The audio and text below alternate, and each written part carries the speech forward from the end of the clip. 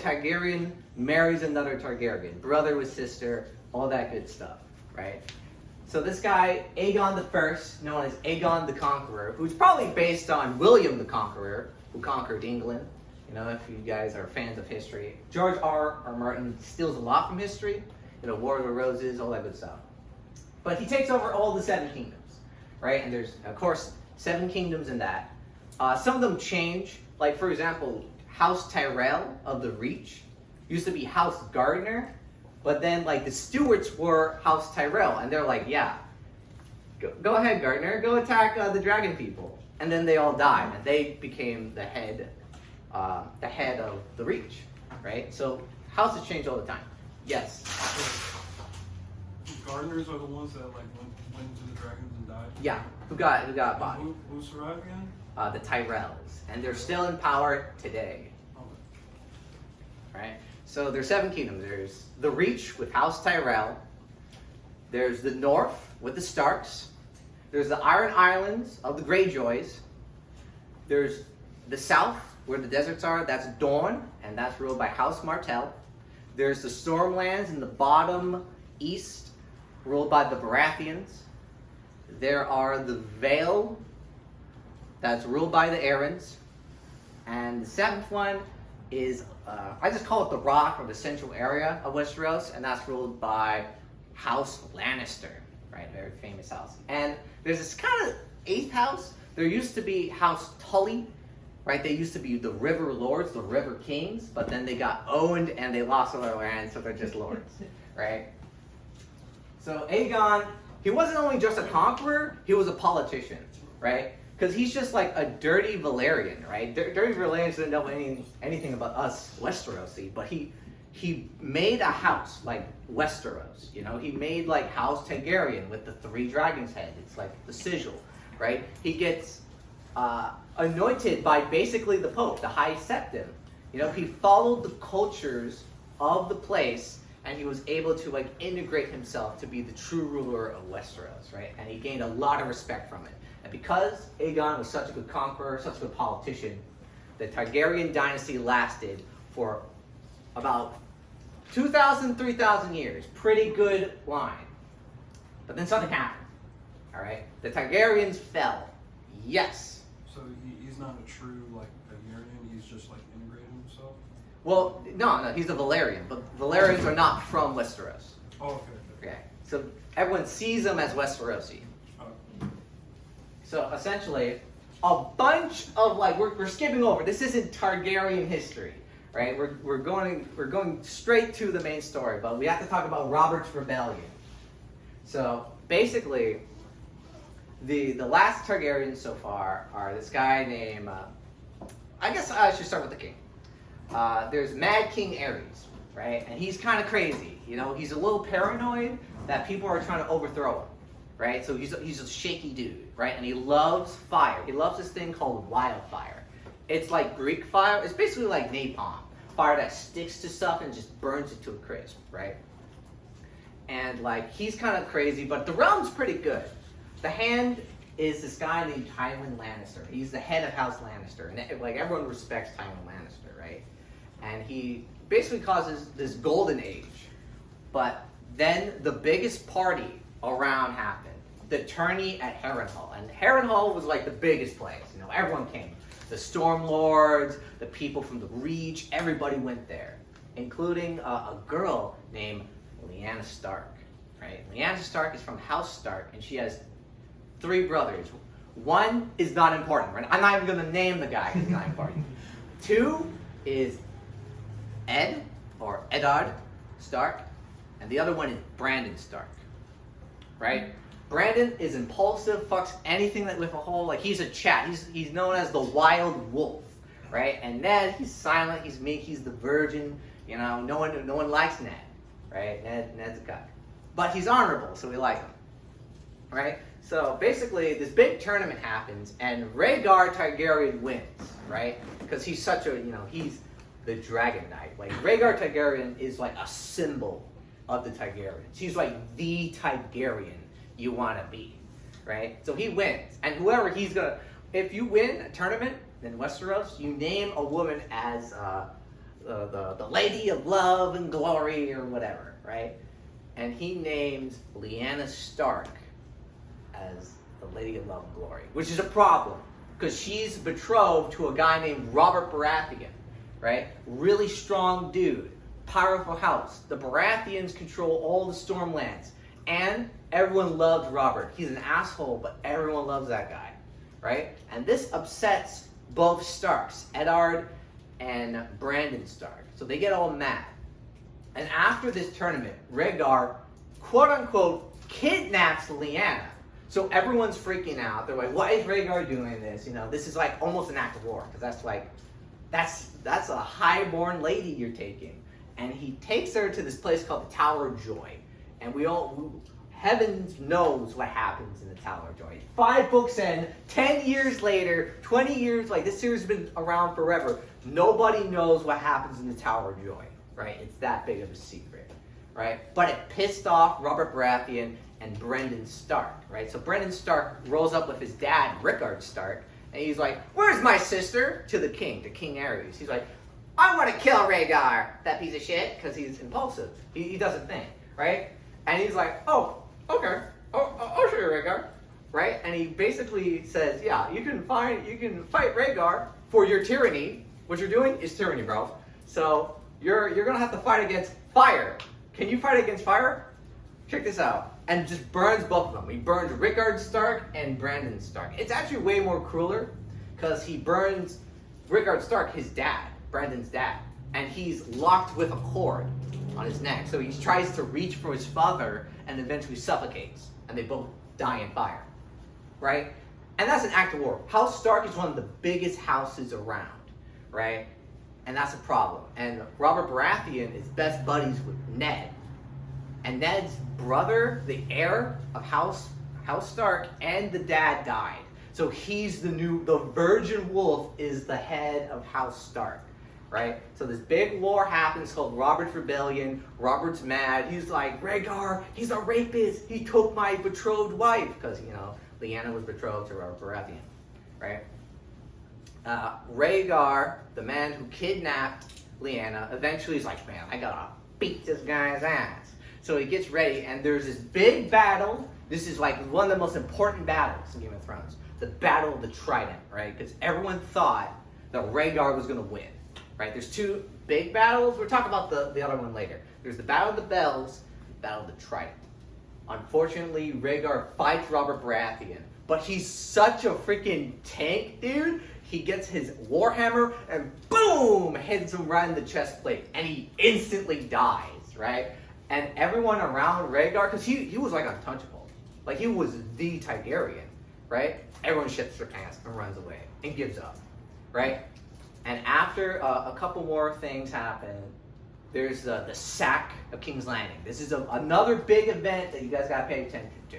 Because King's Landing is where Aerys, Mad Aerys, people just call him the Mad King, but he's like, this fucking Robert guy killed my son. I'm probably gonna lose my throne, fuck, right?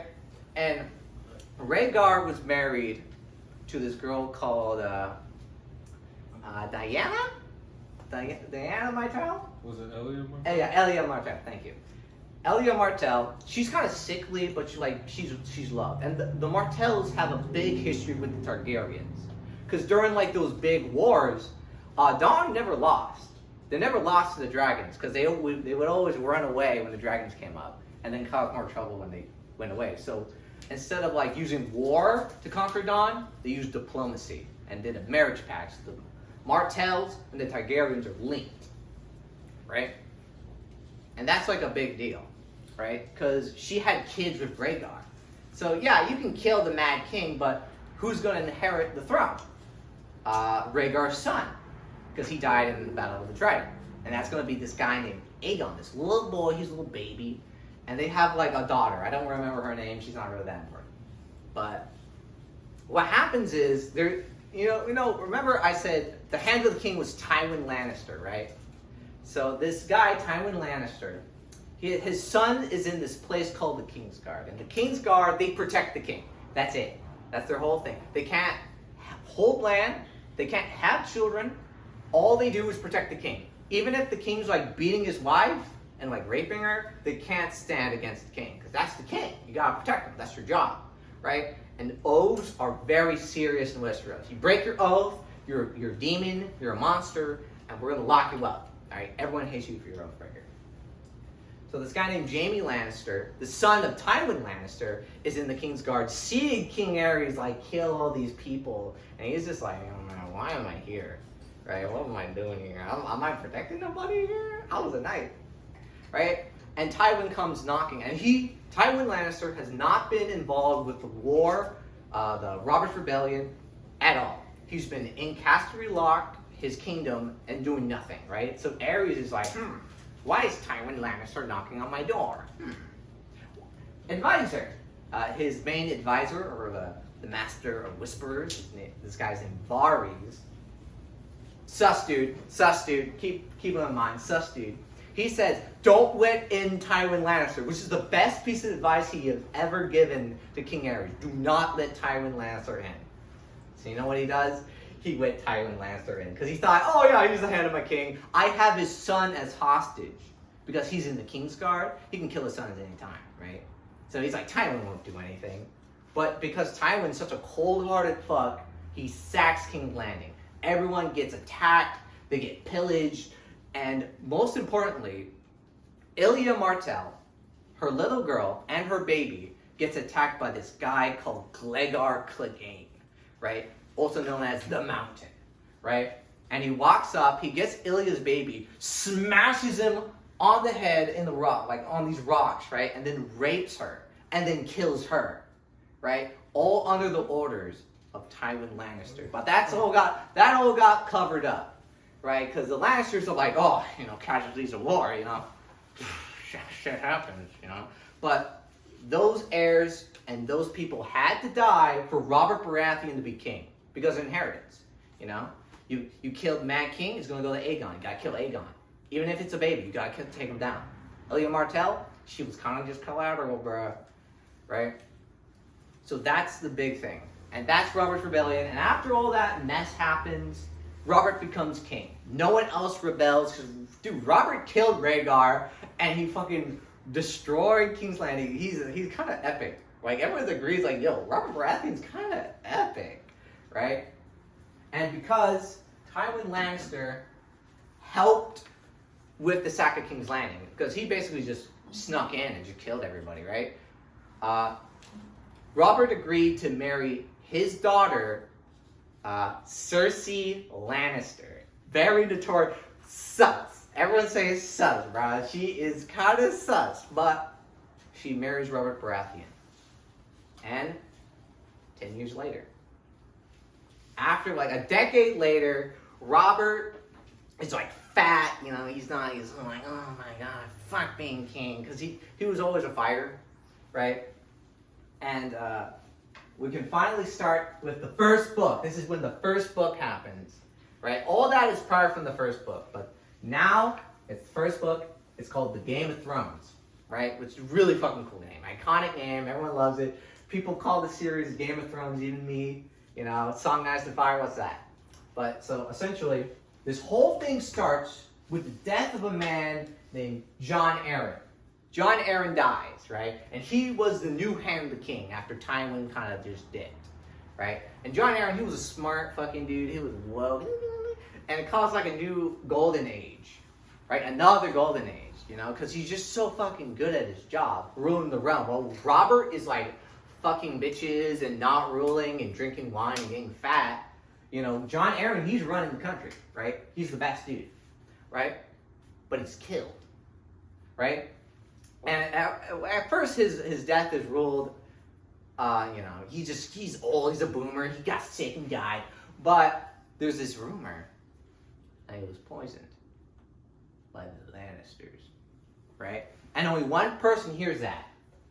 A person named Catelyn Tully, right? Also known as Catelyn Stark, who is the wife of Eddard Stark, right? So she hears that from her sister who married Jon Arryn, right? Her sister's like, oh my god, I think the Lannisters killed my husband.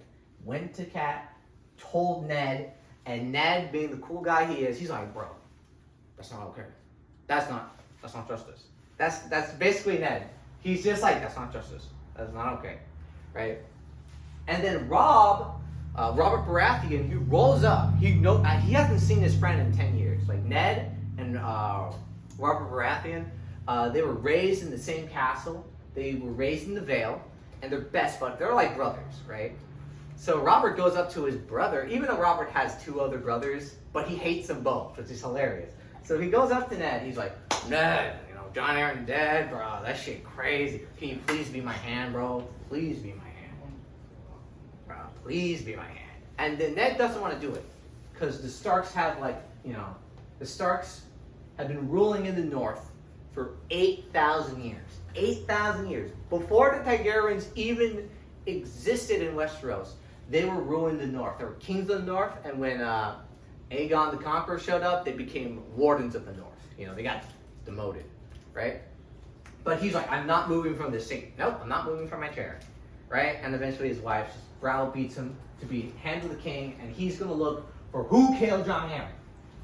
Detective Ned. Yes. So Ned's wife took over? She was called up instead? She got a letter from her sister telling her, it's like a secret letter. No one knows about it. She's like, oh, guys, I have suspicion. Because it's treasony. Because, like, Cersei Lannister, or the Lannisters, are like a big family. You can't just mess with fucking the Lannisters, bro. They have all the gold, the Caspian Rock. Yes. Yes. So the books in third person or They are point of view. that's a character to character?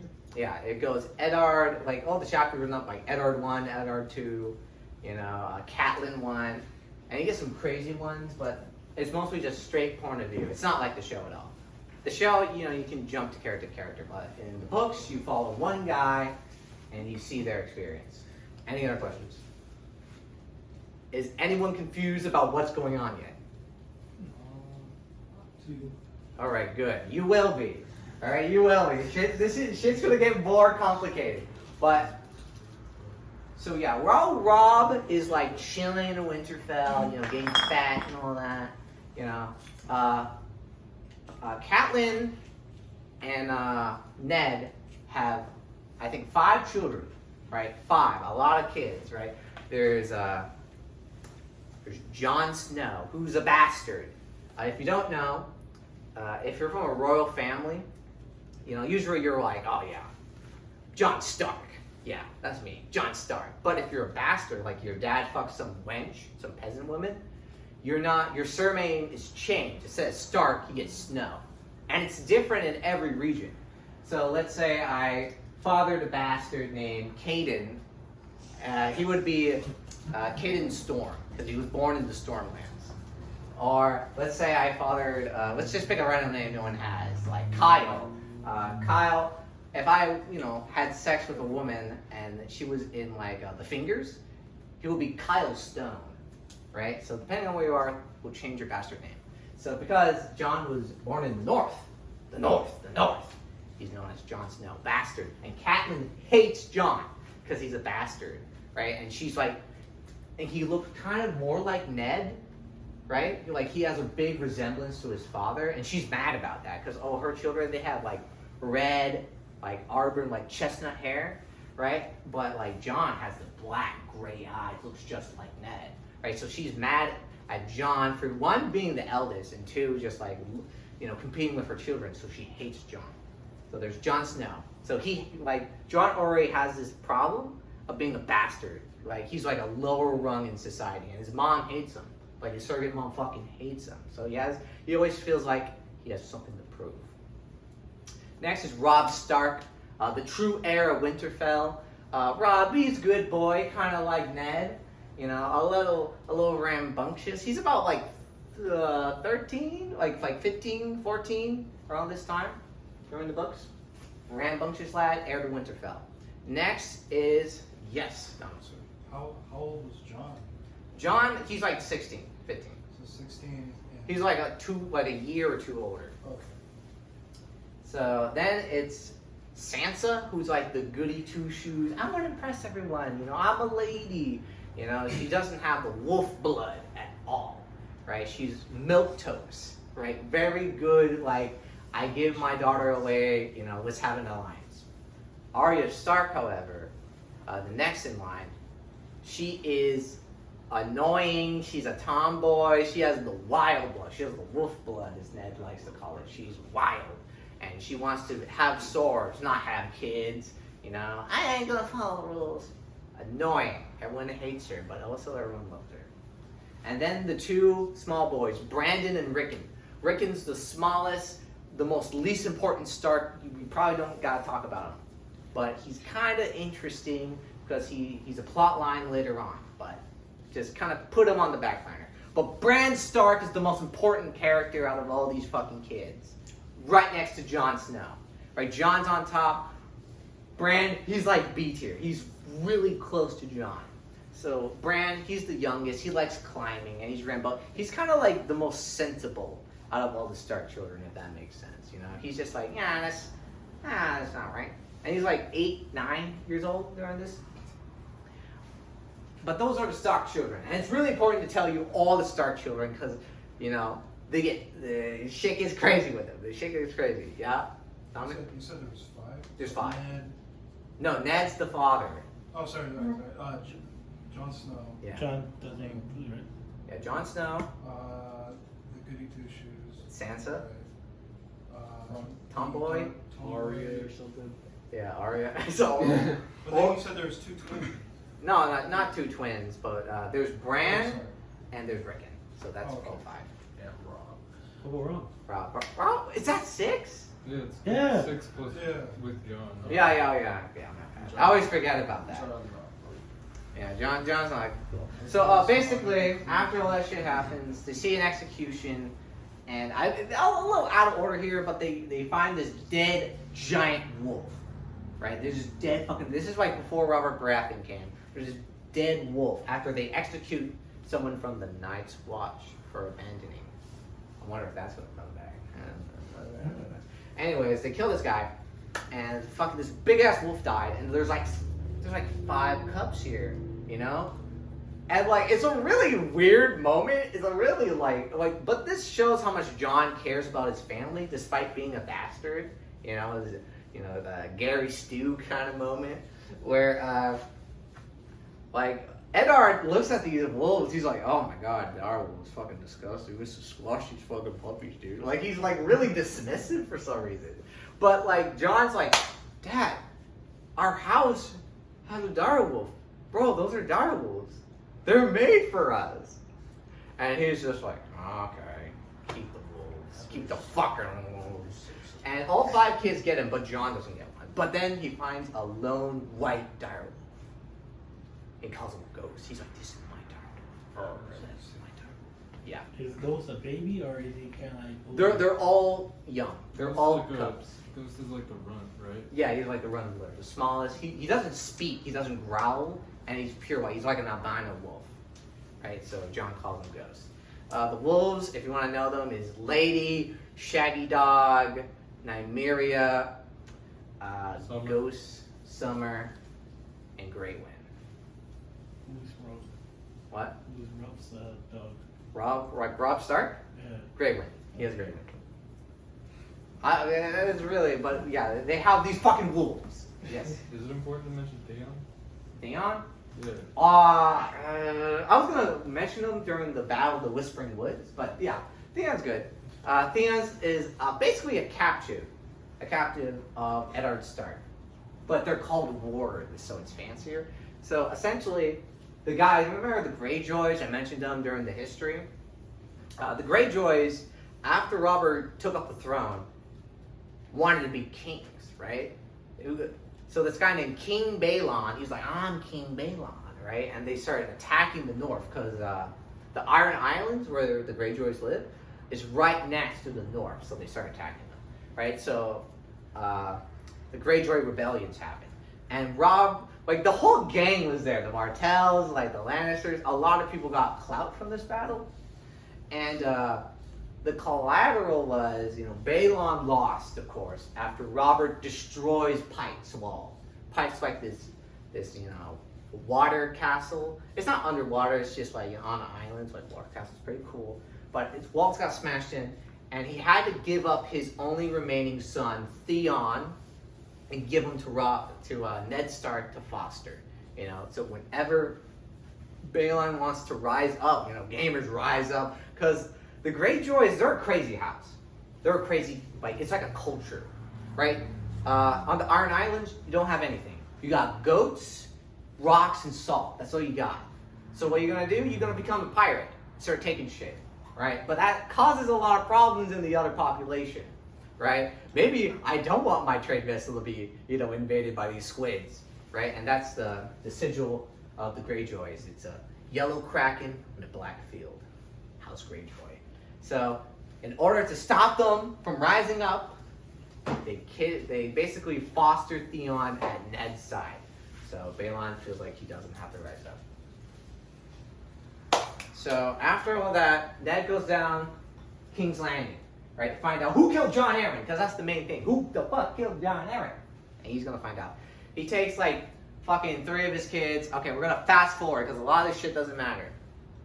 All right, but the problem is, Catelyn meets up with this guy named Littlefinger, and they have a history.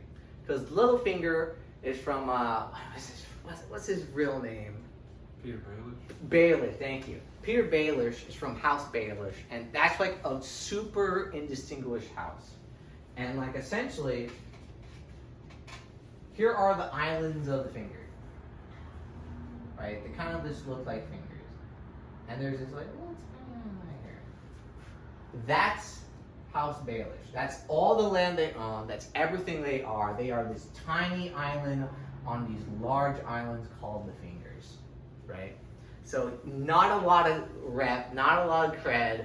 You know, you don't get a lot of income. You don't have a name for yourself. But during the Greyjoy rebellions, which actually kind of loops together, Peter's father made friends with this guy named, not Edmure Tully. What's Cat's dad's name?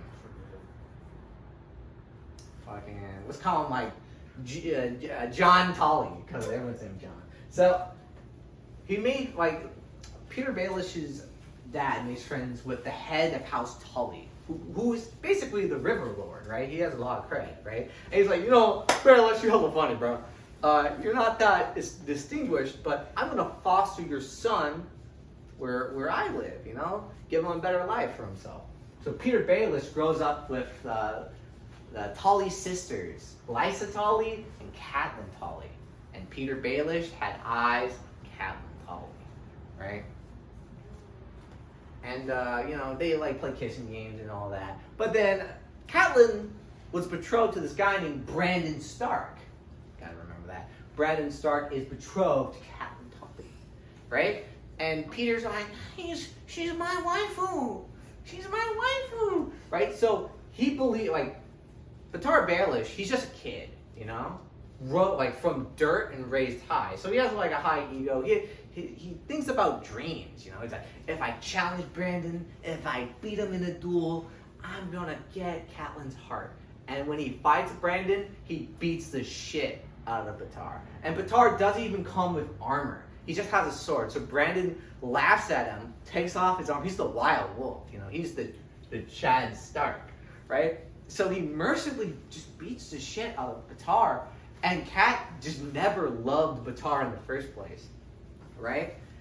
And this like moment scars Batar for his whole life, right? You know, like he just realized I'm just a dirty, upraised peasant. That's what I am.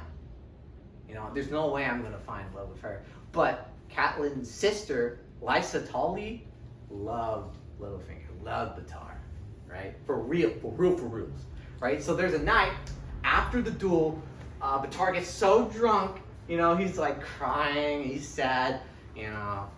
Lysa brings Batar to her bed, and they fuck. But Batar is so drunk, like, hold that thought. Batar is so drunk and fucked up from everything, he thinks that's Cat. Like, he thinks he's fucking Cat right now.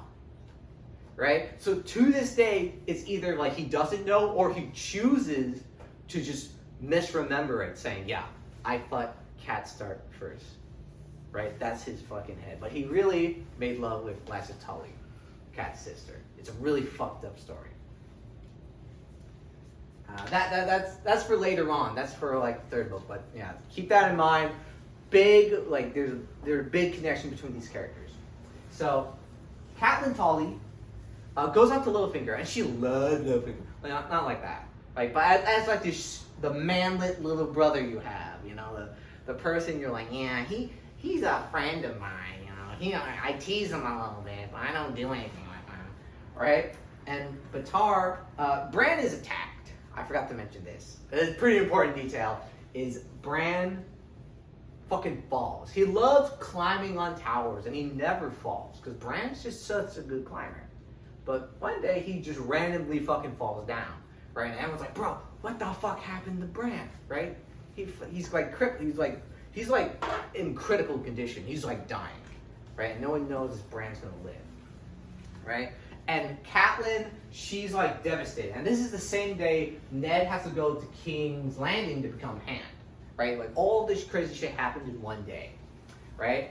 And Catelyn's like crying and crying, and Jon wants to say, I really like this scene. Like, it's not that important, but I really like this scene. Jon, for his whole life, like, Catelyn Stark is a bully to Jon. You know, you're not my real son, you're just a mongrel, you're a bastard. You're just some whore that Ned fucked while he was at war, right? Because they were still betrothed at the time. So basically Ned broke his vow, had a child, while he was basically married with Catelyn Tully. Right? So she really hates Jon for that. And Jon's like, I want to say goodbye to my brother. Right? And she's like, go, bastard. Psst. Right? And like before, like it said like, you know, before that would leave Jon running and crying. But this is the last time he can say Bran. Because he's going to join the Night's Watch. Right? Which is basically this organization. It's like Border Patrol. It's Border Patrol Extreme. You're on this big block of, it's like half an Empire State Building tall. Right, and it goes for hundreds of miles across, and you're looking for these guys called the Wildlings. They're basically like aliens. They're basically crazy Canadians, right? You don't want to let those guys in. So it's a pretty big command because you have to live in Castle Black. It's like the White Cloak. It's like being a King's Guardsman. You can't have any land, you can't father any children, and you can't leave or you die. Right, that's the main thing. Remember the guy that Ned executed before they saw the direwolf? Yeah. Night's Watch deserter. Gets dead. Jon knows this, right? So he's like, I'm going to leave my family forever and wear a black cloak, right? He's no longer going to be like Jon Snow. He's going to be from freaking Brother Jon, you know? The Night's Watch is a brotherhood, right? It's for life. So he's going to leave Bran for life. So he kind of has to say goodbye to him. And he's like crippled, he can't say anything. And he has like this connection with Cat for a moment, saying like how much they both love Bran, right? And Jon walks away, and Cat's like, Jon, and that's the first time she ever says Jon's name, right? It's a really important moment. So Jon's like kind of shocked, and he's like, yeah? And she's like, it should have been you. You should have been the one that fell down and broke your legs, right? And Jon has to he like hears that and he just walks away. And then his brother Robb, he's like, yo, Jon, yeah, mom's been kind of weird. Did you see mom? Was she still with Bran? And he's like, yeah. How, she wasn't mean to you, right? Yeah, she was nice. Yeah, she was nice. And Robb's like, oh, thank God, let's go, Jon. Well, I hope you have a good time in a nice watch. And Jon's like, yeah. Yeah, he's like really sullen and sad. It's like, it's fucked up. And it's like, it's just so memorable. I had to bring it up. But like, yeah, Jon joins the Night's Watch. We don't have to talk about Jon for like 2-3 more books. So like, he goes to the Night's Watch, right? We don't want to talk about him anymore. So, yeah, Catelyn wants to find out who did this to Bran. And after like everyone leaves, some dude burns down the library at Winterfell. Right? And he like walks up, he's like this ugly, like malformed midget dude. And he's like, no one was supposed to be here. And Catelyn's like, get away from my son. No one's supposed to be here. And he like tries to stab her, and she grabs on this dagger and it cuts into her, right? And she's like, why is this dagger so sharp? Right? And then then the Chad Knights showed up, beat the fuck out of this. They call it cat's paw. they call like robbers cat's paws or whatever. It's silly. I like the language. This fucking cat's paw. And she's like, who tried to assassinate my son? Right? And all they have for evidence is that guy and the dagger. It's a special dagger. It's a Valyrian steel dagger with a dragon bone hilt. Valyrian steel came from a place called Valyria. And Valyria, of course, exploded. But they had crazy magic and crazy technology. And Valyrian steel is like super steel. It never rusts. It never gets unsharpened. It's always able to cut, right? And it never breaks. Valyrian steel, right? So this is a rare fucking dagger, right? Some high profile dude must have done it. So she goes down to King's Landing to talk to Ned about it. But she runs into her little brother, Batar Baelish, Littlefinger. Everyone loves Littlefinger, right? And Littlefinger's like, that dagger. I kind of saw that before, right? And then he like picks it up. It's a really, really coolly written scene. He like picks it up and like throws it, and it goes thwum, and it starts moving. He's like, that dagger belongs to the imp. And we're gonna talk about the imp. Tyrion Lannister, one of the main players of Game of Thrones, right? Tyrion Lannister. Tyrion Lannister is a sad boy. He's a dwarf, like dwarfism. So he's like more than like he's like a third of a height of other people. Yes. Please call him Manlet. Thank you. Yeah, Matt. Yeah. Okay. Proper. He's a poor little manlet, and he can't do a lot, right? He can't become a knight. He can't become like some crazy thing. And he has all this expectations from House Lannister. House Lannister is one of the powerful, most like respected houses, right? And he has to live up to that kind of Lannister name. But he's a dwarf. What can he do? So instead of like, trying to become a knight and failing, he works on his mind. He reads books, and he's a great political strategist, right? And people just call him the imp to like make fun of him. Right, because he's an ugly, malformed monkey. Everyone makes fun of him. Right, but Tyrion Lannister, also he's really ugly. I had to stress this. It's really important. He's really fucking ugly. Yeah. Wouldn't look that way in the show though. Yeah. Peter Dinklage. He's too handsome. I know you guys. Oh my God, Peter Dinklage. He was in Destiny. Oh my God, Peter Dinklage. But yeah, he has heterochromia. He has one green eye and one brown eye. His kind of face is mushed up. He's a dwarf, and he has like shitty blonde hair. Right? Really ugly dude, but smart and kind of caring. He has sympathy for people who are disadvantaged like him, so he takes a liking to Jon. Right? He actually follows Jon to the wall before they go to the Night's Watch, and they kind of get buddy. And he says his famous line, when people make fun of you, like Jon hates being called a bastard. That's like his least favorite insult. Like you. I don't know, bastard. But he's really insecure about it. Tyrion says, make that weakness your armor. Wear it like it doesn't hurt you. And then it never will. And because he embraces being this, like, little imp, little demon who's, like, super smart and, like, does trickery, he lets his, like, biggest disadvantage becomes his strength. He embraces his title of imp as, like, this malformed manlet and makes a name for himself. Right, and that's why Tyrion Lannister is pretty cool to Jon, right? Like he's the only person who like doesn't call him ugly bastard that isn't his family, right? So he becomes friends with Tyrion Lannister quick. Cat hates Tyrion because she thinks the imp tried to kill my son. I gotta get this guy, right? So it's actually a really weird coincidence, like. They're just like walking, like Tyrion's like walking out and like he like in and he's like joking around. And Catelyn comes back from King's Landing after talking to Batar and Ned, right? Telling them about all this crazy Lannister shit that the imp probably tried to kill Bran. She goes up the river, sees the imp in a random inn, right? And they're in the Riverlands. She controls the Riverlands. She's a Tully and a Stark, right? So she's like, guys, get the imp, killed my son. Right? And they're like, yes, queen. But only a few guys in the inn said yes, queen. Right? There's not a lot of simps in the Riverlands. And Tyrion's like, my big brain, I can do something with that. Right? and he's taken. She said, "We're gonna take him to Winterfell." They don't go to Winterfell. She just did that to trick anyone who would try to capture, regain the imp. Because he's still a Lannister. He's the weakest, ugliest Lannister, but he's still a Lannister. And Tywin Lannister doesn't enjoy being disrespected. Right? So Lannister guards would probably go on the road of, I think it's called King's Road, right? The King's Road, right? To go looking for Tyrion. But she takes a detour and goes to the Vale, to her sister, Lysa Tully, or should I say Lysa Arryn. So the years were not kind to Lysa Arryn, right?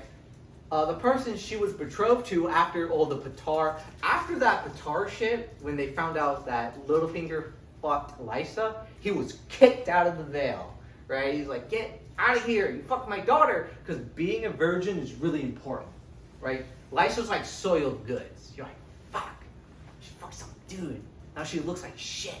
You know, you can't give her to a good family. She's not a maiden, right? So Littlefinger is fucking kicked out of the fucking Riverlands, like the rat he is. But he's super smart. Patar is really good with money. Like he gets the fucking dough, right? They say he breeds coins, right?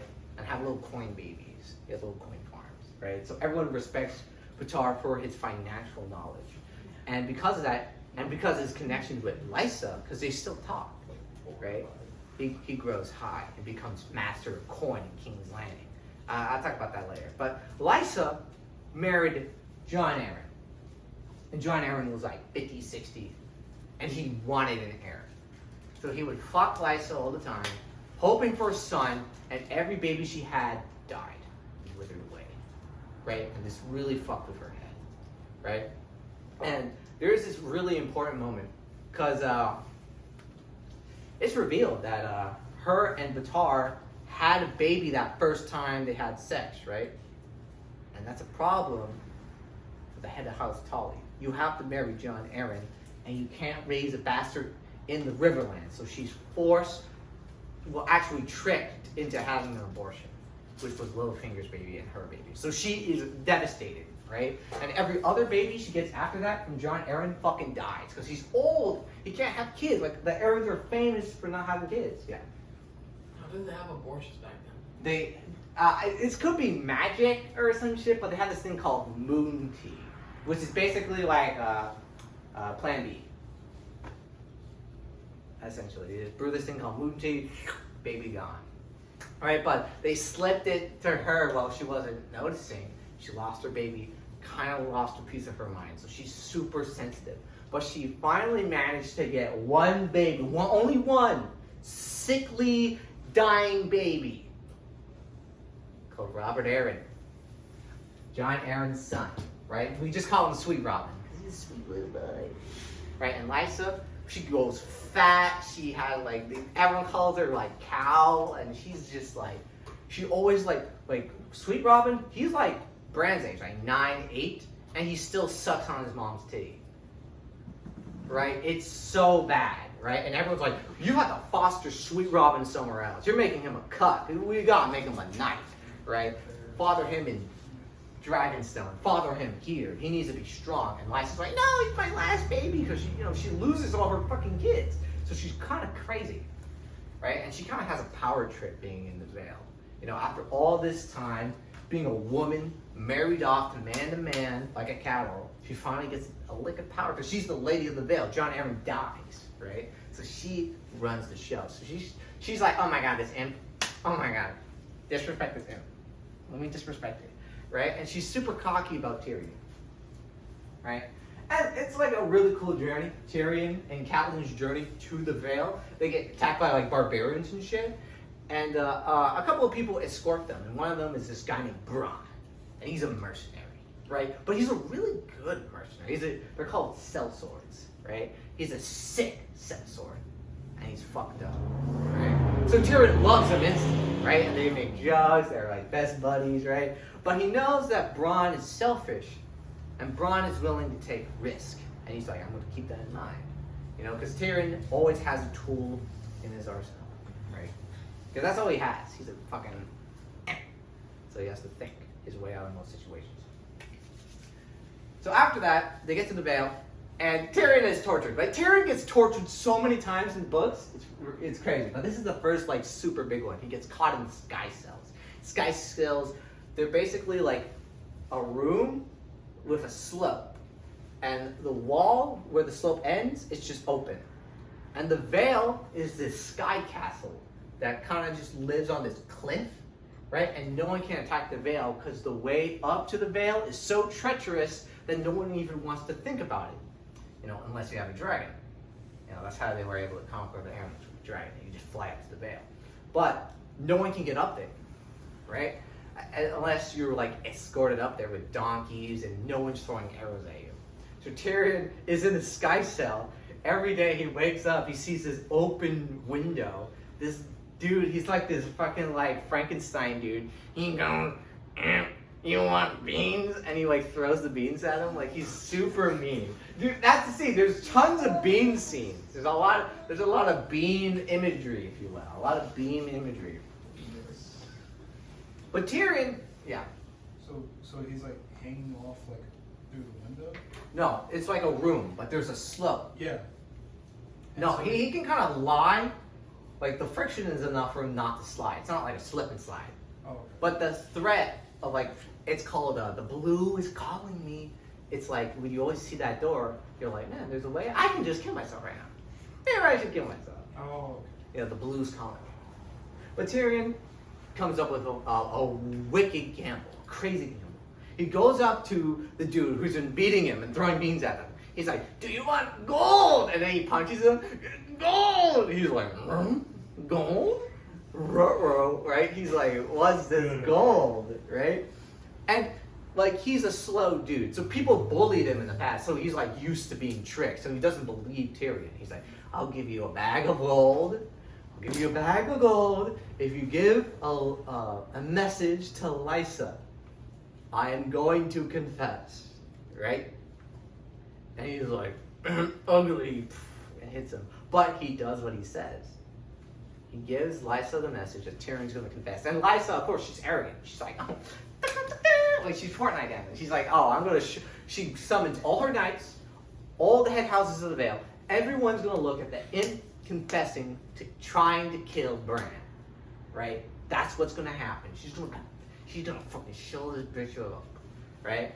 So they bring Tyrion up to the Vale, right? And he's like, I confess, I'm a dwarf. People don't like me. I'm short. I can't reach things on high shelves, right? And she's like, is this a jape? Are you insulting me? And he's like, this court is an insult. And he like goes serious, right? Do you call this justice? What evidence do you have of me trying to kill Bran? I demand a trial by combat, right?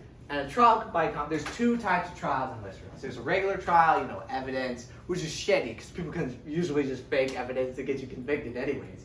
And trial by combat, right? You either are the champion or you pick a champion to fight for you.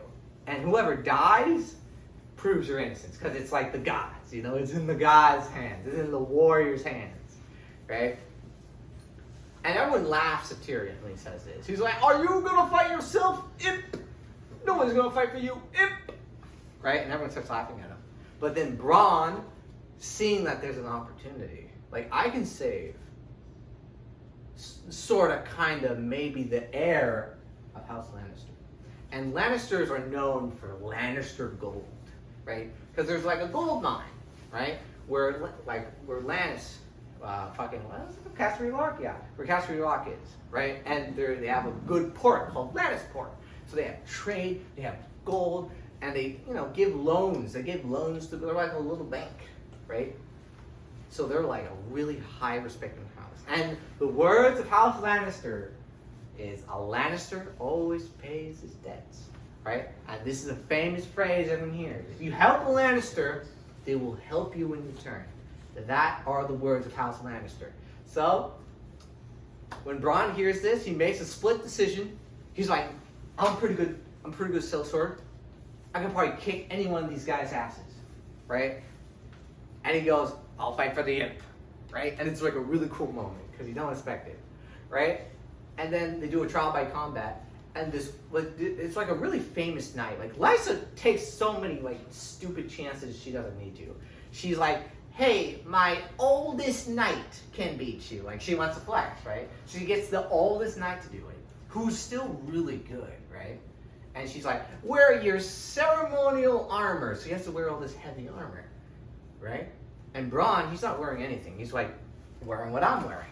One leather jerkin, a sword, and a shield, right? So he's nimble, right? And the fight's hella close. Bronn gets hit in the teeth, loses his teeth by this mad dash, but Bronn's just too fast for this old boomer. And slice! Cuts him, and he kicks him in this little, okay, the Arryns love flexing, right? So they have this thing called the door, the moon door, right? And it's just this thing you open up and it's open sky, right? Because it's a sky castle. So he like kicks him into the moon door, fucking dives down, right? And everyone's like, bro, our most famous knight, our boomer knight died, right? And Tyrion has to go free because it's a trial by combat. So Tyrion's like, I'm innocent. Yes, I'm innocent. But this has consequences. Kidnapping Tyrion, you disrespect House Lannister. The Starks attacked House Lannister by taking one of their own. So this guy named Jaime Lannister, guy used to be in the Kingsguard, still kind of still in the Kingsguard. He gets mad because he loves Tyrion. His sister Cersei hates Tyrion, but Jaime, he's my brother, my impy brother, right? And he gets mad at Eddard Stark because he's like, Ed, your fucking wife kidnapped my little brother. What's up with this, right? And you know what? Ned is like, she had the right. Justice overcomes. And then Jaime like fucking kills 3 of his men. And then Ned falls off his horse and breaks his femur. He like breaks his leg, right? And he's like, yeah, that's your fucking justice, bitch. And he just walks away because you can't kill the Hand of the King. He's still the Hand of the King. Robert Baratheon would get mad. But yeah, fucking Tyrion is causing all this conflict between House Lannister and House Stark, 2 of the most respected houses in all of Westeros, are beefing because fucking who killed Jon Arryn and who attacked Bran, right? Those are the 2 main questions, that's causing this conflict. Some people think it's the Stark, some people think it's the Lannisters, and it's gonna cause things to explode. And the worst possible thing happened. The king, Robert Baratheon, dies during this big turmoil moment because he got drunk and got hit with a boar. Oh my god, I got too drunk. Because he loves going hunting. He hates his wife. He hates his life. He hates being a king. And he tells this to Ned all the time because they're old buddies, right? He's like, I should have just been a mercenary. Fighting, whoring, that's what I'm made for, right? And being a king, I'm fat, I'm ugly, I'm corrupt. What is this life? Why am I so keen, Ned? Right? So he's a really really guy. And Robert Baratheon, he beats his wife. He's a total fucking scumbag too, but he's really humanized as well, which is why I like him. Why I like Robert Baratheon. Right? So, and it's like the plot of who killed Jon Arryn is getting kind of juicy because there's a lot of weird signs. Stannis. Robert Baratheon's brother, again, he has 2 brothers, Renly Baratheon and Stannis Baratheon. He's not talking to anyone. Stannis used to be the head of ships in the Small Council. Small Council, there's the Hand of the King, there's the Master of Coin, there's the fucking doctor dude, fucking Grand Maester, there's the Master of Coin, and there's I think Master of Arms. Right? Those are the small council, and they're basically Congress, and they make decisions on what to do with the realm. Right? Stannis used to be the person in charge of the fleet, leaves for no reason. No one knows why he leaves, right? And he doesn't talk to anyone, right? But it's said that he talked to Jon Arryn before he died, right?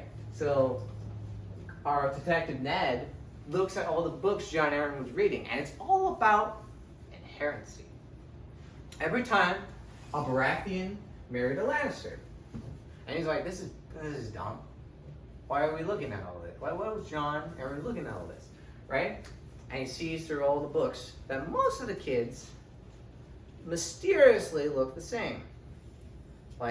Like the Lannisters are famous for their bright blonde hair, fucking epic gamer hair, right? Blonde hair, right? The Baratheons have dark coal. It's always described as dark wire coal, curly black hair, right? So every time they, mate, or they call this when the stag mates with the lion. The kids have dark hair. And Robert, since he's slept around, he's a whoring dude. He has 16 kids that he doesn't talk to. 16 bastards, right? And Ned goes over like 6 of them, and each one of them have the coal black hair of the Baratheons, right? And if you look at his true-born kids, they all have blonde hair. He has 3 true-born kids. Joffrey Baratheon, piece of shit, horrible, corrupt, and heir to the 7 Kingdoms. Tommen Baratheon. No, I think it goes to Marcella. She's the second eldest, right? And she's like a cute, girl. She's normal. She's a girl. Blah blah blah. She's a girl. Really important later, but she's a girl. And the last one is Tommen Baratheon. He's like a little chubbier. Like he's like, oh well, I love kittens. Like he's a really cute kid. But they all have blonde hair. And John's like, that's weird. All these kids have black hair. These kids have blonde hair. Maybe he's getting cut.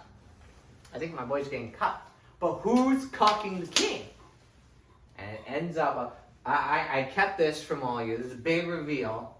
The person who pushed Bran off the building, he was pushed off, was Jaime Lannister. Because Bran Stark climbed up this abandoned tower and saw Cersei Lannister, the Queen of Westeros, and Jaime Lannister, the King's Guardsman, fucking. Brother, sister, fucking. All 3 children that Robert has are incest babies from these 2 people, right? Which totally undermines the laws of inheritance in Westeros. So Jon Arryn discovers that these 2 were having an incestuous relationship, and none of these are Robert's kids, right? So he goes up to Stannis, Robert's reliable brother, and saying, hey, this shit kind of sus.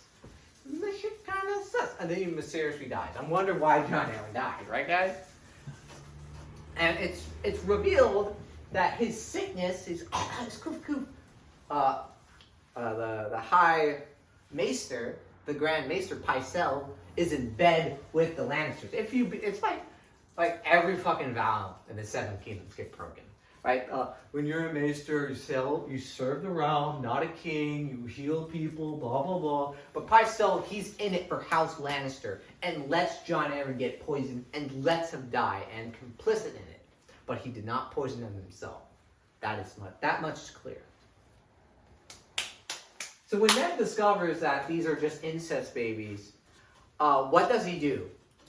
Arrest them. Get the kids as hostage. The king is gone. It's a power vacuum. It's a power grab. I gotta act. Ned goes, Cersei, are these incest babies? Come on, you can tell, right? These incest, because he's such an honorable guy. He doesn't want to do anything underhanded. He doesn't want to hire an assassin to kill her like any good medieval lord would do. He's too honorable for that. And plus, Cersei's a woman, right? So he's like, oh, these incest babies, come on. And she's like, yeah, John. Yeah, not fucking John. Yeah, Ned. These are incest babies. I fucking hate Robert. He's a piece of shit. And he was a piece of shit. And it turns out the reason why Robert died from the boar, from the hunting accident, is because he got super drunk, because Cersei gave him super wine, right, to get him omega drunk, right? And of course, Robert Baratheon is a shitty alcoholic, so he's like, oh, this shit's pretty good, right? And he doesn't even notice, and he gets double drunk, and he's unable to dodge the bull and kill it, like he usually does.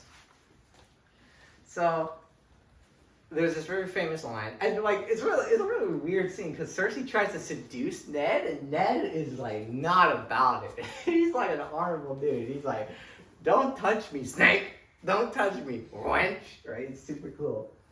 But she goes up to Ned and she's like, "You're not gonna do anything else?" He's like, "Yeah. On the morrow, you're gonna be arrested. He's showing her mercy because he's like, you can leave, right? You can leave the country. I won't kill your kids. I won't kill you, but you have to leave, right?" And she's like, "Ned, you're such a fool. You either play the Game of Thrones. Oh, no. You either win the Game of Thrones or you die." And she walks away. And Ned's like, what did she say? That's so weird, right? So then, Renly Baratheon, right, Rob's other brother, he's like, "Ned, we gotta take her fucking kids. We're gonna take her kids, put her at sword point, right, so she won't rise up against us, all right? Cersei Lannister is a fucking snake, right? I need you to do this, Ned, because he's working with Batar Baelish, right? Kat vouches for Batar. She's like, "Oh my god, he's like a brother to me.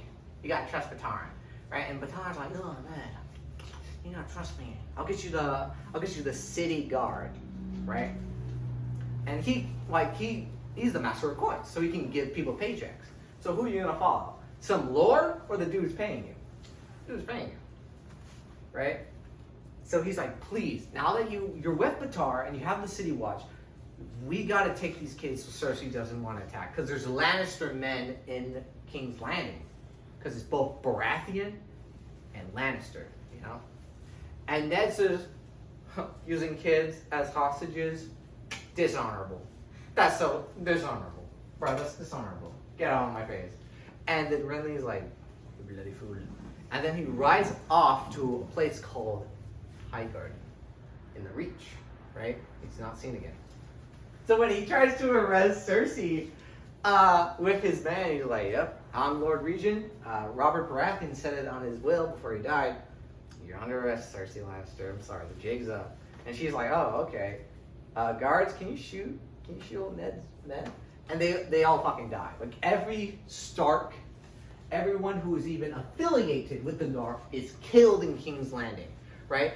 And Ned wasn't alone. He brought his two daughters, Sansa and Arya, with him before he left. And Arya is lost in the carnage, and no one knows where she goes. And Sansa is captured by the Lannisters. And Ned is kicked into the black cells, right? The worst cells. He can't see sunlight, and he's there with an infected leg. His leg is still busted. He can't even walk. So he's having these crazy fever dreams about the Tower of Joy, right? This is a big, like, what I love about the first book is like S tier. It's one of my favorite books of all time because it describes all this history in such a like condensed time, right? But it still feels like natural, right? And that's what I love about it. And a lot of its mysteries are still around after 10 years. It's crazy, right? So the Tower of Joy happens, and Lyanna Stark, his sister, is in the Tower of Joy. And it's like a fever dream, right? He can see the people who came with him, right? But he can't see his faces. They're like fading. They're like wax. And he fights three of the coolest, they're the King's Guard, the King's Guard. Sir Arthur Dayne, the Sword of the Morning, is like one of the strongest. He's like the knight, right? And Ned really respects Sir Arthur Dayne. There's the White Bull, right? Who's also he's like crazy powerful, right? He's super cool. And some other guy I don't remember, but he's also really cool, right? And then he brings the boys. He brings 7 men to take down these 3 dudes, right? And they're like, he's like, "Give up Lyanna," and they go, "No."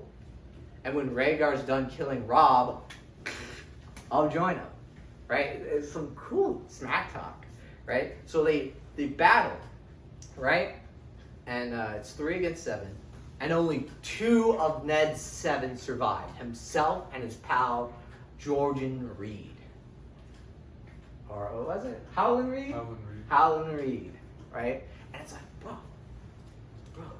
they kill Sir Arthur Dayne, right? And then he goes up to his sister. His sister's dying of something, right? It's not revealed in the first book, right? And she's like, "Promise me, Ned, bury me in Winterfell. Promise me, Ned." And this is all like a crazy fever dream he's having, right? And it's like, well, what the fuck's going on? right? And he wakes up, and you know that kind of like the Master Whisperers, the dude who try to help out Ares. He shows up to Jon. He's been a force. He talked to Cat, he talked to Jon. He's a big force around, but he doesn't do too much until now. He goes up. He goes, Jon, I'm gonna tell you this because he's like, you know, Jon's like laying down, dying. Okay, I'm gonna need you to confess your crime of treason. But he never, because like the story is he, you know, trying to kill Robert Baratheon. He's like taking the rights from his children away from him. That's treason, right? It's like he's doing like a coup d'etat, right? That's what it looks like to people, right? He's like, confess your treason, and we'll send you to the Night's Watch. We won't kill you. You'll go to the Night's Watch, and you're just gonna be a nice watchman, right? Because that's where all criminals go. They go to the Night's Watch, right? And Ned's like, I agree, because they have Sansa, and Ned doesn't want to like he's honorable. He doesn't want to dishonor himself, but because they have Sansa and they lie about having Arya, he's like, okay, I'll confess. Right? So he gets up to this place called the Sept of Baelor, and there's this religion in the Seven Kingdoms. There's like 7 gods. There's the father, the mother, the maid, the crone, the smith, the warrior, and the stranger. I think that's all 7, right? So it's like basically the Catholic Church. It's Catholic Church, right? Not a lot of power, but they have a lot of clout and a lot of sway. So they're like, yeah, Ned confesses his crime. Everyone calls him treasonous scum, and he has to take that dishonor. But like, he saved his daughters, and he's gonna go to the Night's Watch, so he'll be able to settle things there, right? And Joffrey Baratheon, or should we say Joffrey Lannister, because he's just an incest baby. Because the king's dead, he's king now, right? This petulant, fucking terrible little goblin boy, who's described as really tall in the books. I can't call him a goblin boy, but he's a really fucked up dude, right? And Sansa loves Joffrey, right? Especially at the beginning. She's like, oh my god, Joffrey's so perfect. He's tall, he's blonde, he has these beautiful little lips. He's perfect, right? And she pleads to Joffrey, please, please let my father live, right? We can talk things out, right? Because in Winterfell, when they hear Ned's gonna be not executed, he's on trial for treason, and everyone who knows Ned Stark would never, they're like, Ned? Do treason? No way, right? So the North are calling their banners, they're calling their armies, everyone's getting ready for war. The Lannisters calling their banners, getting ready for war, right? And it's like one last thing to cause this to happen. And then Ned confessed, and Joffrey's like, Ned, you confessed to trying to take over my dad's throne. You called me an incest baby, but I forgive you.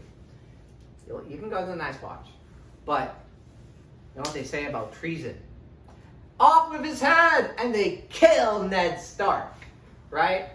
This axeman fucking chops off Ned's head, and he dies in front of Sansa and in front of Arya, right? So they're fucked up for life, dude.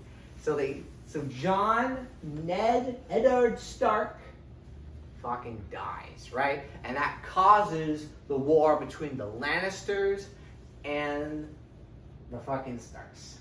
They're now forever at war for the next foreseeable books, right? And that's basically the end of book 1. Fuck, I gotta go faster, dude. I gotta go faster. Okay, Clash of Kings is way easier. Okay. Everyone's a king now, essentially. So, Renly, when he went to Highgarden, he called himself King Renly. Because, he hates Stannis, right? Because, the story of them being incest babies, Cersei's kids being incest babies, is so widespread that everyone's like, bro, incest babies. Everyone hates the fucking, everyone, have doubts about who's king or not, right? So Renly, he's the youngest of the Baratheon brothers, right? But he wants the throne. And that's against, lineage and, inherency. It should go to Stannis, but no one likes Stannis. Stannis is a harsh man, right? And lately he's been talking to a foreign god, right? Which is really fucking niche, right? He sucks. So like people from Highgarden, they're like, Renly, I want to go with Renly. So he gets all the power of Highgarden. He becomes King Renly. Robert Baratheon, he gets a bunch of pirates thanks to his smuggler knight named Sir Davos Seaworth, one of my favorite characters, right? And because of that, he has a little fleet and he has the Stormland, so he becomes King Stannis, right? After Eddard dies, right, that leaves the inheritance to Robb Stark, his eldest brother. That isn't Jon Snow, because he's a bastard. He doesn't count, right? And he's in the Night's Watch. So Robb's like, okay, we're gonna fight the Lannisters, right? But who's gonna be king? You know, the Lannisters suck dick, right? I'm not gonna obey the Lannisters after they killed my epically honored liege lord. We should be kings ourselves. You should be King Robb, right? And the Northerners were kings for 8,000 years, right? So he becomes King Robb Stark, King of the North, and you hear all that fucking screaming, right? So he becomes King of the North. So that's like 4 kings. That's a lot of kings. And during this, that's actually to the next book, like in the middle of this book, after a strategic victory, like Robb is a really unique like fighter because his wolf, his dire wolf, they're like protected by the old gods, right? The old god are these trees that have been around for fucking we don't even know how long, right? And they're kind of like creepy. Like each old god, it's like they're called these heart trees or werewood trees, right? And there's these trees that are white and they have red leaves that look like hands, look like human hands if you're painting over them. And they have a face, right? And the Starks and the northern people pray to those trees, to the old gods, right? There's a lot of religious history, like before there were the people of the forest, right? These little elf people who are just like, you know, they're chilling. And then the first men came and fucking started squashing them.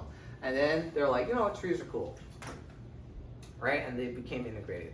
And they introduced bronze, right? And then the Andals came and they believed in the seven gods, like the modern religion of the world, right? And they come with steel, right? That's where steel comes to Westeros. And they slaughtered everyone and burned down all the heart trees. But then everyone's like, wait a minute, religion doesn't matter. Let's all be friends, right? So that's why in the oaths you take when you're king, you say, I bless this union between the old gods and the new, right? That's where that phrase comes from. So yeah, they believe in these fucking creepy ass trees. That's important later on, right?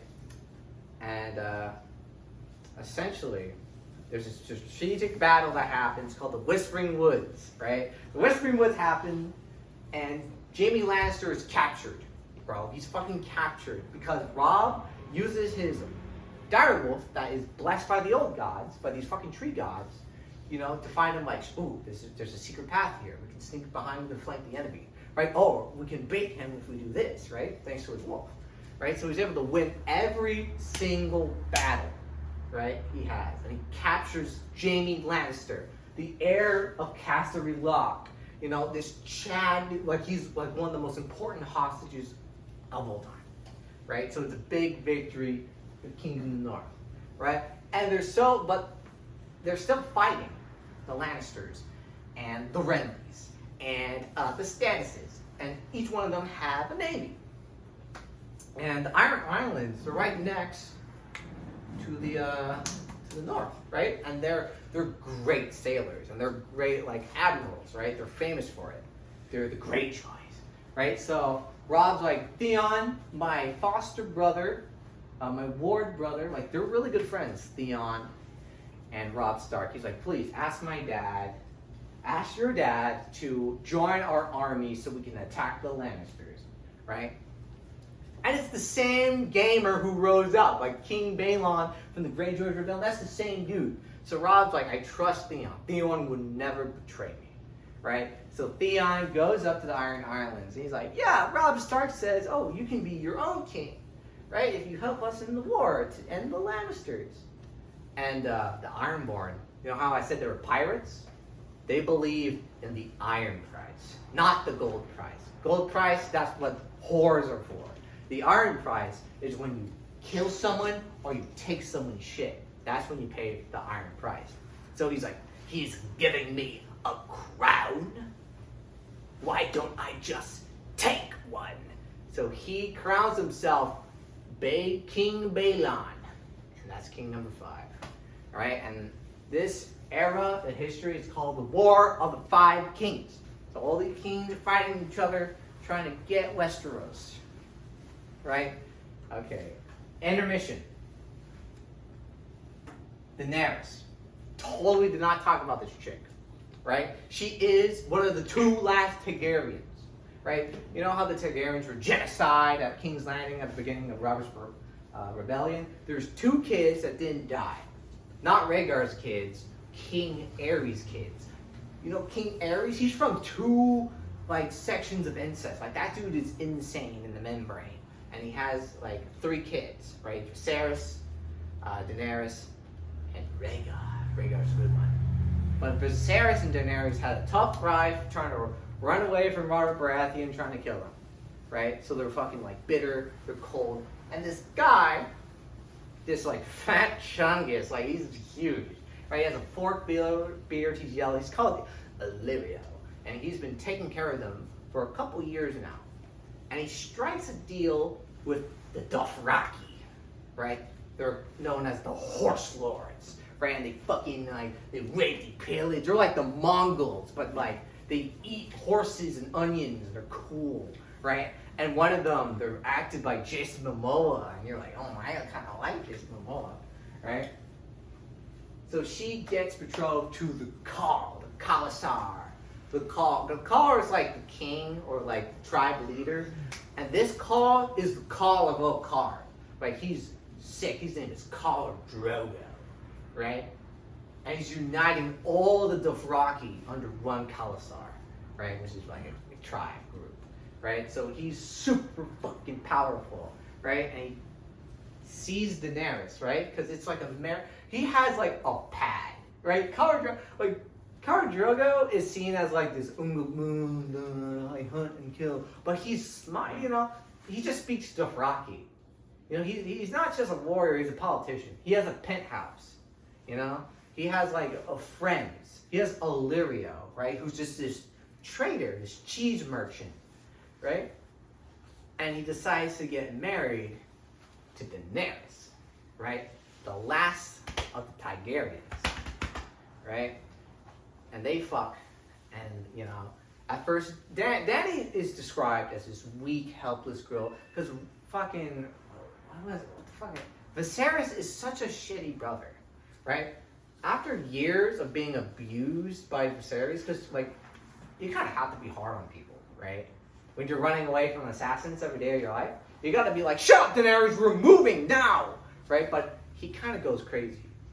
After, like, they have to sell everything, their jewels, their clothes, but the last thing they held on to was their mother's crown. The mother that was butchered at the fucking, well, actually didn't get butchered. She died giving birth to Daenerys, right?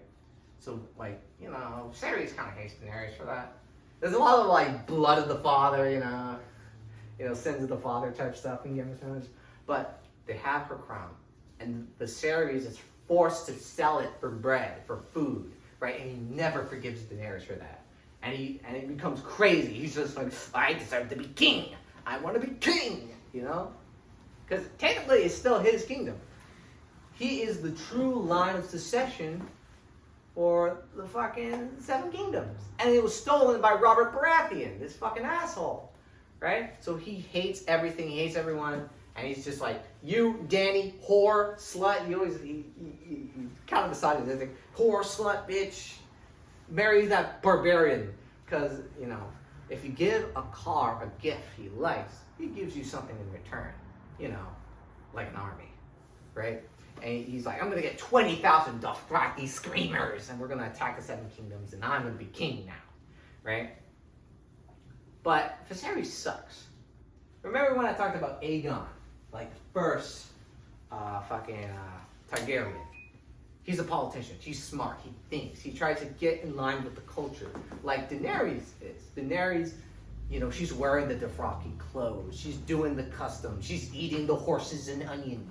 Like, she gets pregnant, and she has to do this ritual, which she has to eat a raw horse heart.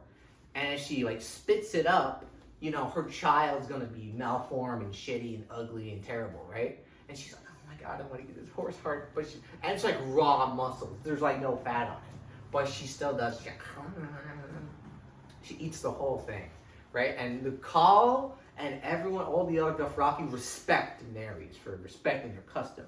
Viserys doesn't respect the Dothraki. He calls them primitives. He calls them stupid. They call them horse lords, you know? He walks instead of riding a horse. If you don't ride a horse in Dothraki society, you are beta. You are beta male. Like, there's these carts that carry around sick children, elderly. And he's like, I'm going to ride on the cart, right? And that's like the ultimate, like, you are so beta that you can't even ride, you can't even walk yourself. You can't even have a horse. You are that weak, right? So no one in the Dothraki army respect Viserys. They call him Cart King, right? He doesn't like that. And he's half mad, right? So they go to this place, right? There's these people called the Crowns, right? The Crones, Dashkaleen.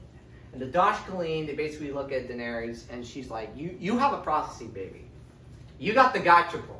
You got the triple S rare Gachapul. You're gonna get the fucking stallion that mounts the world. And it's like the Dothraki, like, prophesied hero, you know? The fucking stallion that mounts the road, right? And Daenerys calls him Rhaego, and everyone goes, Rhaego! It's a really cool moment. And the special place where the Dashkaleen lives, you are not allowed to spill blood. Khal, like, there's multiple different Carls, right? There's so many Carls, but they never fight. Even if you're beefing, like some dude, you know, stepping on your Jordans, you can't kill him in this place. This is a sacred place. No blood shall be spilled, right? If you can, like, punch him and no blood comes out, that's fine. But if blood sheds, you're fucking, get out of here, right? You're gonna get executed. So there's this wedding feast, right? It's like a celebration feast for Daenerys being pregnant, eating a raw horse heart. And Viserys shows up dead ass drunk, right? He's like twisted, he's like wobbling around. He's in like shitty silks because he refuses to wear Dothraki clothes, right? And he's like, oh, this is monkey beast clothes. Like he doesn't even think, right? So he goes up to Daenerys, right? And he's like, I want my king. I want my crown. And he's like, he goes up to Khal Drogo. You promised me a crown, right? So he gets his sword and he aims it at Daenerys' stomach and he like pokes a piece of blood that comes out, right? And Khal Drogo, he like speaks to Dothraki really angrily.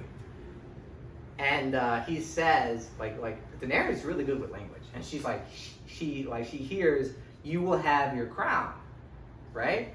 So they get Viserys, and they kind of strap him up, and they get molten gold, and they pour it on his head as a crown, right? And no drop of blood spilled. He just burned to death, right? So no laws were broken. And Viserys dies, right? And it's like, ooh, Daenerys is all alone with the Dothraki, right? Fast forward, Dothraki land, just raided village, going to the Seven Kingdoms, pretty cool. Women getting raped. Daenerys doesn't like rape. Rape sucks, right? She's like, Drogo, make them stop raping. But that's like the Dothraki culture, right? That's what they do. They raid people, rape them, take their money, get slaves. That's who they are. You can't just change a whole culture like that, right? And she saves one person named Miller's Maldua, right? And she's just like, I know the healing arts. That's the audiobook version. Her voice, I know the healing arts. I have you. Don't worry, right? And she's like, I believe you. And there's a nasty fight. And Khal Drogo, he gets cut pretty bad, right? And Mirror's Mount's duel is like, I shall heal them with special salves. right? And she like, get leaves, crunch them up. No one thinks about it. But over a couple of days, Drogo gets weaker. He gets sicker. And there's this moment where he's riding his horse and he falls down. Which is the ultimate no-no in Dothraki land. Because a cow that cannot ride cannot lead, right? Horses are super important, right? So Daenerys like, oh my god, he's dying, oh my god, he got infected, even though you're healing him. And she's like, oh, there is another way. We must do something stronger, right?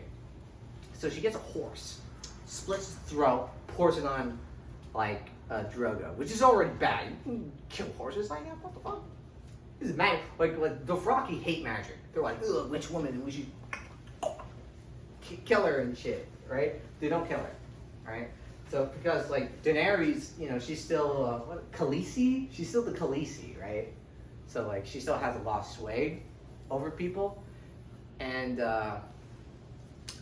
weird shit starts happening. It's sunset, and you see the tent where Khal Drogo is, and the blood, and she's in there, and you start seeing fucking weird shadows coming everywhere. People are like, what the fuck is happening? Right? And there's weird shadows everywhere. And it's like super sinister and super scary. She's like speaking in a weird tongue, like no one knows what she's saying. And at the same time, Daenerys gives birth, like she's going into labor, and she's the only like person at the time who knows how to deliver a baby. So she goes into the tent while this like demon ritual is happening, and this is what happens. Daenerys' baby comes out, and it's covered in maggots and worms, and it's eaten alive, right? It's a mutant child, right? Deformed, fucked up, right? And Drogo, he's alive, he lived, and his scar is perfectly fine, but he has dead eyes, and he can't see, and he can't speak, and he's a vegetable, right? And Daenerys like, I gave you so much, why didn't it work? And she's like, it did work, just as intended. And she's like, you knew this wouldn't work. You knew Drogo was gonna die either way, and you made me do this. And she's like, yeah, I hate you and all the Dothraki, because for generations they're called the Landmen. We're just always attacked by the Dothraki because they just want to plant fields, man, right? So as this act of vengeance, she basically comatoses Drogo and kills Daenerys' baby and her womb. Daenerys can no longer have children. When the sun rises, it rises in the west or in the east? It's when the sun rises in the west is what she says. Yeah, when the sun rises in the west. Sets in the west. Yeah. When the sun rises from the west, when mountains blow like wind, when your womb quickens again, you will bear a living child. AKA, you ain't having a child there anymore. And Drogo is gone. Right? So Dany does, I'd say, the coolest thing, in my opinion, because she does something that she's forgotten: respect Dothraki customs. So she gets a pillow, smothers Drogo, kills him, right? Because he's basically dead, right? And she was gifted 3 dragon eggs by Illyrio, right? And dragon eggs are so rare, right? But they're rocks. People have been trying to hatch dragon eggs. Oh yeah, all the dragons are dead. I should have mentioned that. Yeah, dragons are dead. There's no dragons. And no one's able to hatch dragon eggs. No one knows how to do it, right? And they're just fucking rocks. You can't do anything with them. They're fucking useless, right? And this is actually the epilogue of the first book, right? She has this pyre made. And the ritual is you get a horse, a living horse, the best horse you have, or you call, right? You put them in this big bonfire and you burn them, bro. You burn that bitch, right? So you can go ride in the Nightlands, right? Because you need a horse to go to heaven, right? So it gives them a horse. But with the horse comes with a bonus package. You get a witch. So she burns Mirror's Mouth's door with the dragon eggs, with the horse, with the Drogo, and the dragon eggs. And during this comet, this red comet, and everyone sees this red comet from all over the 7 kingdoms. You see different point of views going, yeah, that's my comet. Theon says this when he talks to his father. Robb sees this when he's about to go to war. You know, Cersei sees this when she's sitting in King's Landing. Everyone sees that red comet and says, "That is my herald." But it was really Daenerys. When that comet hits, when it's flying through the sky, when the pyre is burning, the eggs hatch, and Mirror's Mount fucking screams in terror, realizing what she brought to the world. And after the pyre is fucking exploded and Daenerys walks into the pyre, she is surrounded by 3 baby dragons. Dragons are back in the world, baby. And with that, it's consequences. Alright. Okay, a little break. A little break. Mission was the break. No, I had to talk about Daenerys. I didn't talk about Daenerys for like forever. Oh, Bruce. Man's on his way. I didn't talk about it.